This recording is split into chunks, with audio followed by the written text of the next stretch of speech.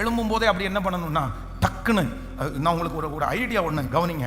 நீங்கள் எந்திரிச்ச உடனே பெட்டில் உட்காரவே கூடாது. எப்பவுமே கண்ணை முழிச்சிட்டீங்களா உடனே நீங்கள் என்ன பண்ணிடணும்?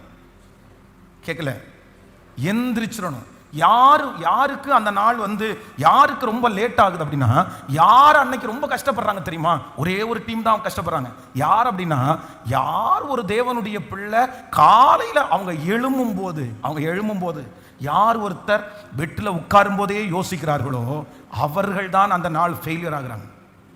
ஏன்னா நம்ம காலையில் எந்திரிச்ச உடனே படுக்கிறோம் பாருங்க, படுத்து காலையில் முழிச்சிடறோம் பாருங்க. அதுக்கப்புறம் கண்ணு முழிச்சதுக்கு அப்புறம் நீங்க படுக்கிற ஒவ்வொரு நிமிஷமும் உங்களுக்கு என்னவா வரும் அப்படின்னு சொன்னா, பயமும் திகிலும் யோசனையும் மட்டும்தான் வரும். காலையில் எந்திரிச்ச உடனே ஒரு யோசனை வந்துச்சுன்னு வைங்களேன், அதுக்கப்புறம் எப்படி நம்ம சந்தோஷமா எந்திரிக்க முடியும்? எப்படி சந்தோஷமா நம்மளால அன்னைக்கு நான் வாழ முடியும்? அதனால கண்ணை திறந்தேன்னா அடுத்த நிமிஷத்துல என்ன பண்ணுவேன்னா, பெட்டை விட்டு நான் எந்திரிப்பேன். இன்னைக்கு எனக்கு நிறைய வேலை இருக்குது, இன்னைக்கு நிறைய காரியம் கர்த்தர் என்னை கொண்டு செய்ய வேண்டியது இருக்குது, இன்னைக்கு நிறைய ஜெபம் பண்ண வேண்டியது இருக்குது, இன்னைக்கு நிறைய காரியத்தை கர்த்தர் என் மூலமா செய்ய போறார்.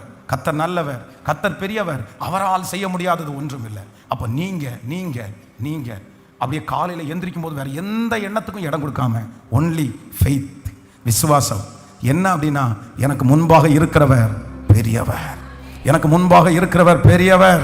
சத்தமா, எனக்கு முன்